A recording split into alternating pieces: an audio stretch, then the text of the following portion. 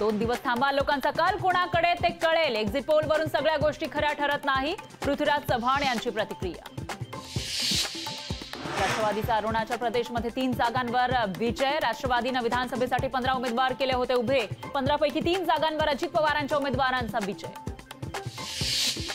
उद्धव ठाकरे लवकरच मोदी सरकारमध्ये सामील होतील. देशातील सर्व विरोधक मोदींची स्तुती करतील. आमदार रवी राणांचा दावा. निवडणूक आयोगाकडून मतमोजणी प्रक्रियेमध्ये मोठा बदल. पोस्टल मतांची मोजणी लगेच होणार नाही. पोस्टल मतांची मोजणी ईव्हीएमच्या पहिल्या राऊंड सोबत होणार. उद्या केंद्रीय निवडणूक आयोगाची पत्रकार परिषद. दुपारी 12:30 वाजता होणार पत्रकार परिषद. मुंबई पदवीधरसाठी शिवसेना युबीटी पक्षाचे उमेदवार अनिल परब उद्या अर्ज दाखल करणार. आदित्य ठाकरेंच्या उपस्थितीमध्ये उमेदवारी अर्ज भरणार. देशातील 150 जिल्हाधिकाऱ्यांना केंद्रीय गृह विभागाकडून फोन. देशातील जिल्हाधिकाऱ्यांवर दबाव आणण्याचा प्रयत्न. जयराम रमेश यांच्या गौप्यस्फोटावर पटोलेंचं उत्तर. पुणे हिटअँड प्रकरणामध्ये विशाल आणि शिवानी अग्रवालला 5 जूनपर्यंत पोलीस कोठडी. ब्लड सॅम्पल फेरफार प्रकरणी पोलीस कोठडी.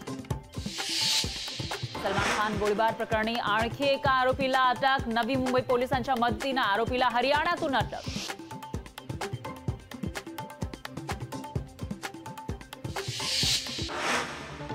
विजय वडेट्टीवार यांचा मुख्य निवडणूक अधिकाऱ्यांना पत्र. मतदानावेळी मतदान केंद्रावर असुविधा असल्याची तक्रार. तर मतमोजणी वेळी तरी कर्मचाऱ्यांना सुविधा पुरवण्याची मागणी. भाजपच्या शिष्टमंडळाने निवडणूक आयुक्तांची घेतली भेट. मतमोजणी पारदर्शक करण्याची शिष्टमंडळाची निवडणूक आयोगाला विनंती. तर शिष्टमंडळाकडून 4 महत्त्वाची पावलं उचलण्याची आयोगाकडे मागणी. लातूर शहरात जोरदार पाऊस. पावसामुळे शेतीच्या कामांना वेग. पावसामुळे उकाड्यापासून नागरिकांना दिलासा. कर्नाटक सेक्स स्कॅन्डल प्रकरणी प्रज्वल रेवण्णाकडून एसआयटीच्या प्रश्नांवर उडवाउडवीची उत्तरं. पोलिसांना तपासात सहकार्य करत नसल्याची माहिती. विस्तारा कंपनीच्या विमानात बॉम्ब ठेवल्याची धमकी. पॅरिसहून मुंबईला येणाऱ्या विमानात सापडली धमकीची चिठ्ठी. बॉम्बच्या धमकीमुळे मुंबई विमानतळावर हाय अलर्ट.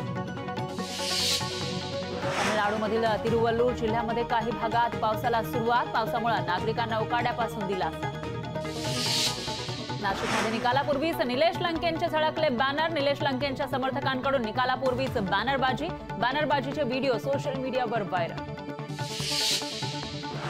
राजकारणात फक्त पक्ष फोडाफोडीची कामं झाली. महायुतीनं नागरिकांची फक्त दिशाभूल केली. माजी शिक्षण मंत्री वसंत पुरके यांचा महायुतीवर हल्लाबोल. उत्तर प्रदेशातील सोनभद्रमध्ये भूकंपाचे धक्के. 3.9 रिश्टर स्केलचा भूकंप. राष्ट्रीय भूकंप विज्ञान केंद्राची माहिती. छत्रपती संभाजीनगरमध्ये आमदार जितेंद्र आव्हाडांविरोधात गुन्हा दाखल. डॉक्टर बाबासाहेब आंबेडकर यांचा फोटो फाडल्याप्रकरणी गुन्हा दाखल. नंदुरबार जिल्ह्यातील आंबलीफळी गावात पाणी टंचाई. संतप्त महिलांनी काढला हंडा मोर्चा. पाणी पुरवठा विभाग कोणती उपाययोजना करत नसल्याचा महिलांचा आरोप. बीडचे उमेदवार बजरंग सोनवणे यांची अधिकाऱ्यांवर ते भडकले. सोनवणे यांची निवडणूक अधिकारी महेंद्र कांबळे यांना धमकी. अरविंद केजरीवाल जेलमधूनच पाहणार लोकसभा निकाल. अंतरिम जामीन अर्जावरील निर्णय कोर्टानं 5 जूनपर्यंत ठेवला राखून. पालघर जिल्हा प्रशासन मतमोजणीसाठी सज्ज. सूर्या कॉलनी इथं होणार मतमोजणी. मतमोजणीसाठी एकूण 104 टेबलची व्यवस्था. बीडमध्ये मतमोजणीच्या कालावधीमध्ये परिसरात 144 कलम लागू. जिल्हाधिकारी दीपा मुधोळ यांनी काढले आदेश. अनुचित प्रकार घडू नये यासाठी खबरदारी.